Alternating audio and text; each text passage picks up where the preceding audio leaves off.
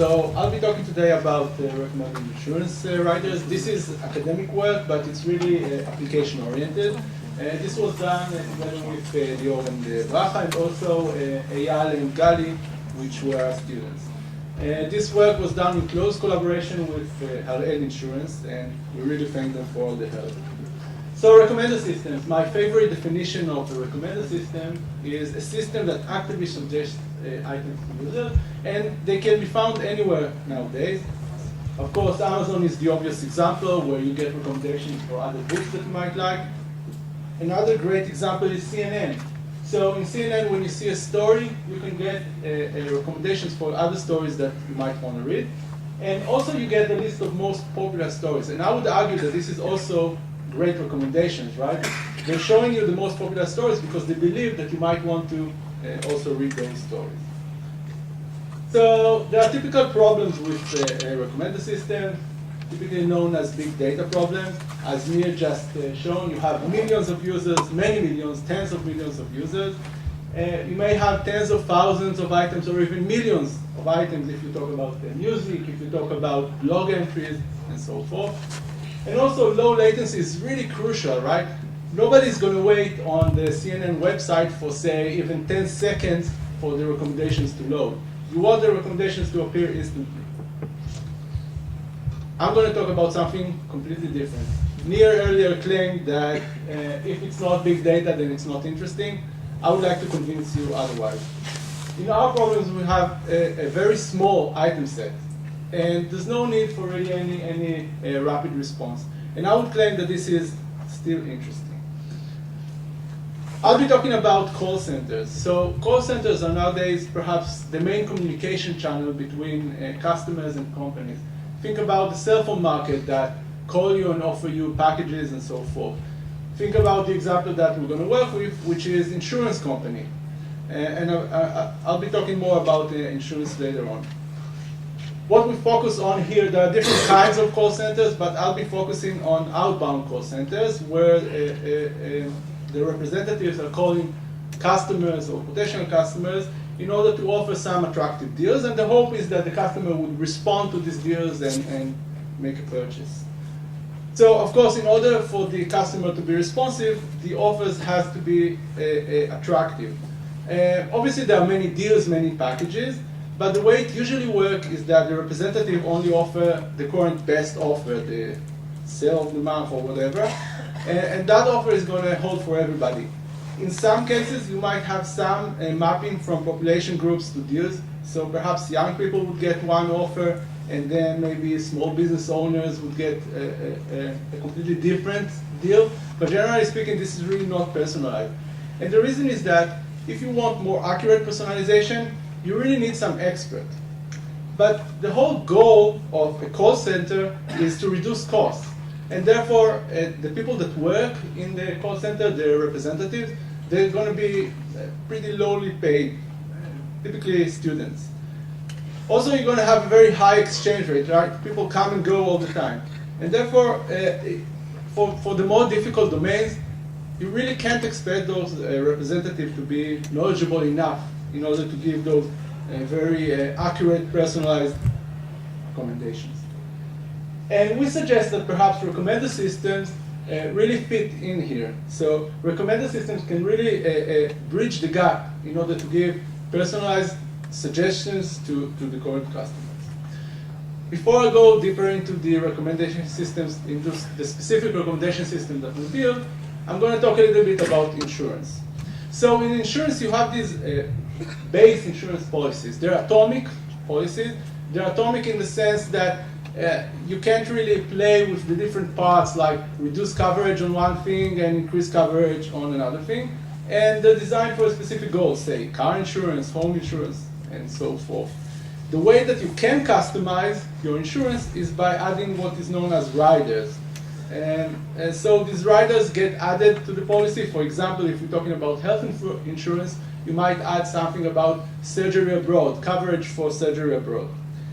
And typically riders are being sold by experts, which are known in this domain as insurance agents. But the thing is that the companies would like to use the call centers in order to sell those riders, in order to avoid the agent fees. Now, as I said, we don't really have a big data problem here. The number of riders is relatively low. In our data set, we have only 64 riders, as opposed to, I don't know, thousands or millions of music items. But the thing about these riders is that they're pretty complicated. All of them have various properties.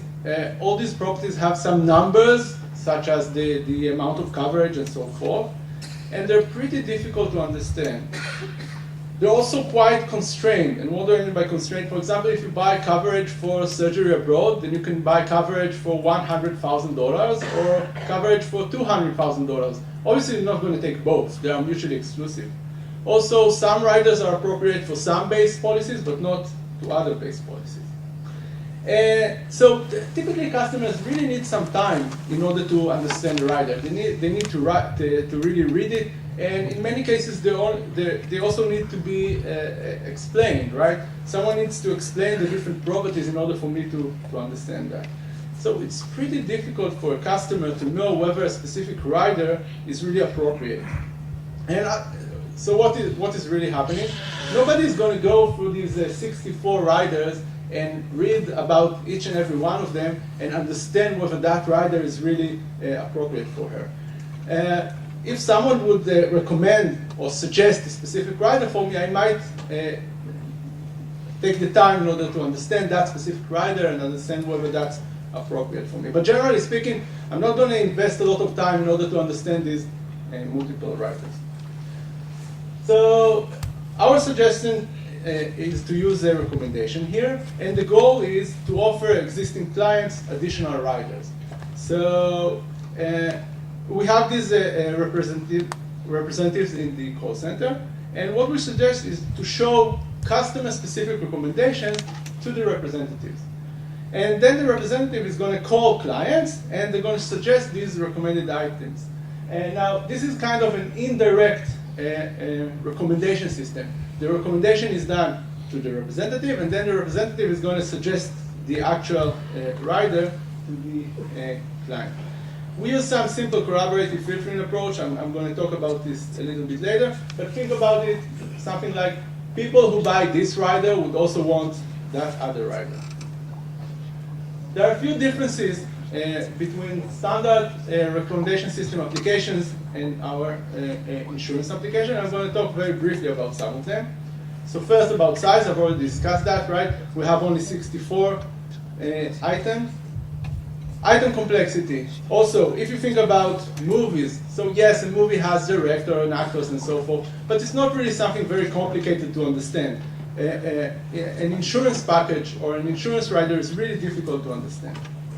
Customer expertise. You really can't expect people to understand the insurance domain when they need to buy an additional rider, as opposed to movies. Everybody knows the movie that they like to see, or about news. Everybody knows what type of news is appropriate for them. I've already covered constraints, and I want to emphasize again the indirect connection, right? We don't expect the customer to see the recommendations directly, only through the representative who's going to suggest those riders. Another important thing is the user attention span. So when I'm seeing a movie, I'm committed, right? I want to see movies, and I kind of enjoy looking at other movies or summaries of other movies that I might want to see. So this is not really a burden. But buy insurance, that's boring, right? None of us like to do that. We do that because we have to. So you should expect a very low attention span, and I'm going to come back to that later on. Okay, so we would like to make some experimental evaluation in order to really see whether our recommendation system can help client. And we did that in collaboration with Harel. Harel gave us a data set that they collected during 2010 Q4. It has 30,000 customers or so, 13 base policies. We only looked at health policies. So even for health, they have 13 different base policies. They have 64 riders, again, only for health, and about 73,000 transactions, which means people buying specific riders. Now, these transactions come from multiple channels. Most of them come from insurance agents.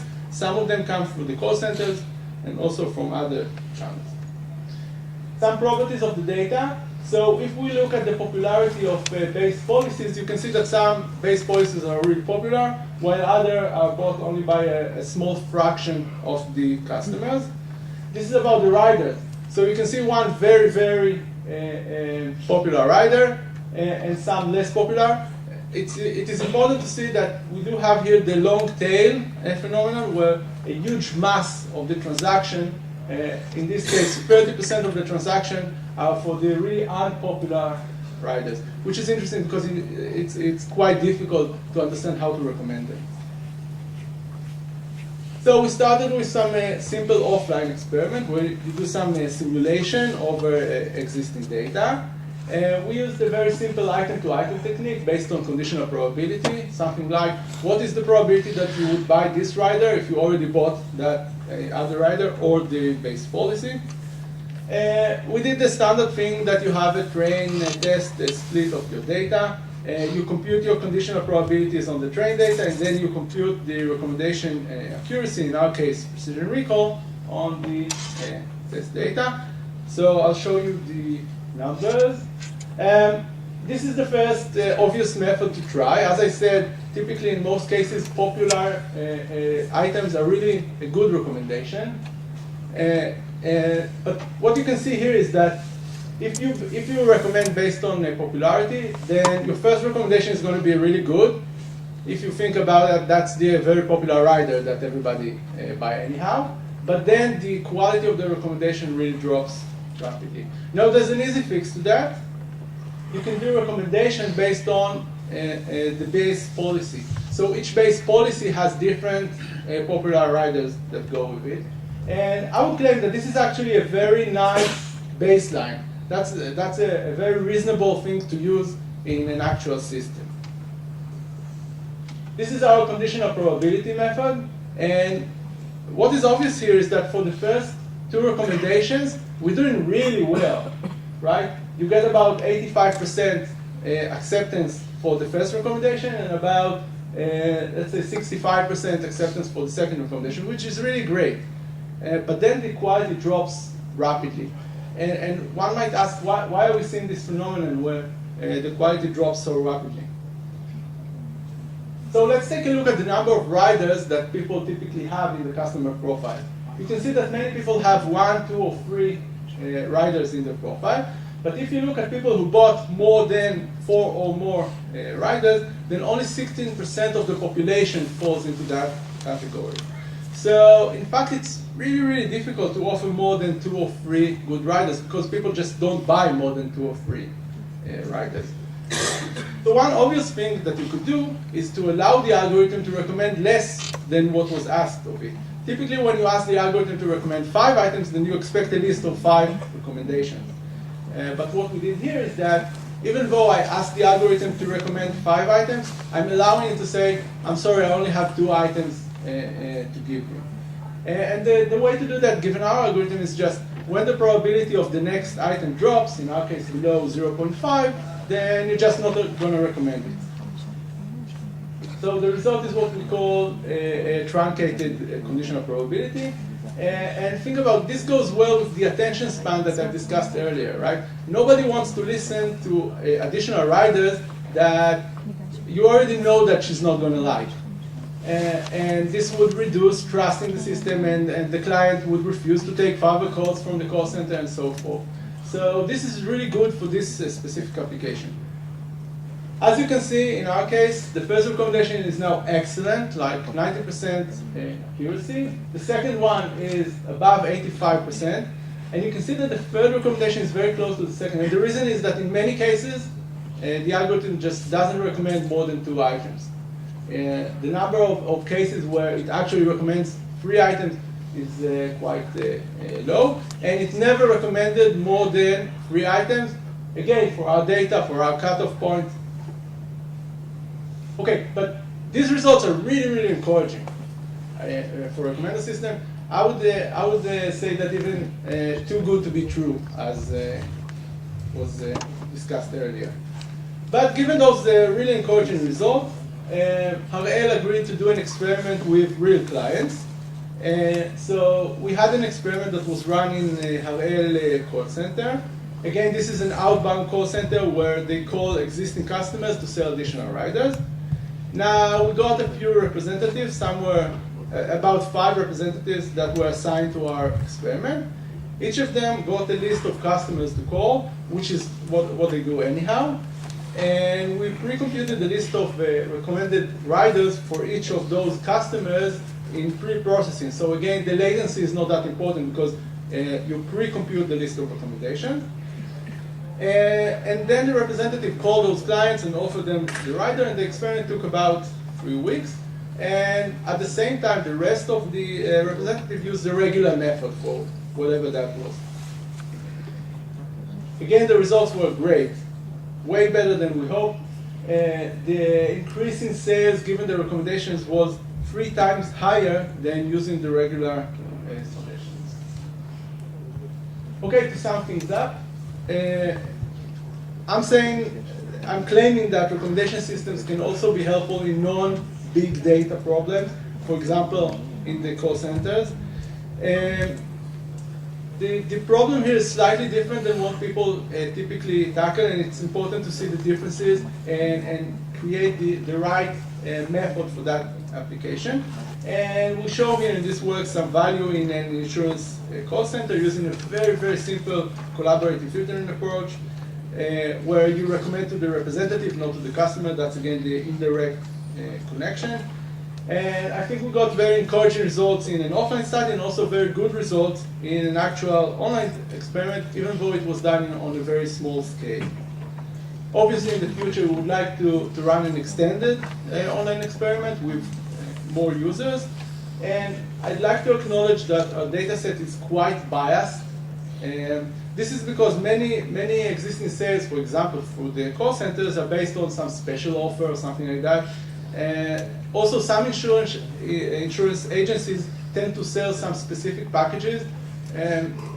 One might say it's because they know them better, but I think that some of that is because they earn more money on those packages. And so the data is really biased. It's not like you really get the right rider for that specific person. So we have some ideas on how to collect less biased data and perhaps run another offline experiment and get maybe different results. So thank you very much, and we thank again Harael Insurance for the extensive help with this work.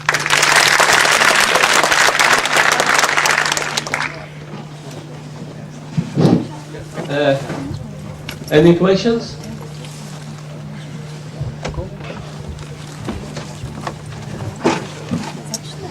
Are you considering to let customers interact directly with the recommendation system? I think it's really difficult in that domain because so I'm not saying that it's difficult for call centers in general, but for the insurance domain, I think it's really difficult because people just think about it that you just get a suggestion for a rider. Would you really read it and try to understand it and try to see if it's appropriate for you? I would say no, and I also think that you need someone that can answer your questions. So I believe that in this case, I don't think that a direct connection would be appropriate. I just like to make a short comment that I agree with you. The problem of mining small data is not less important than mining big data.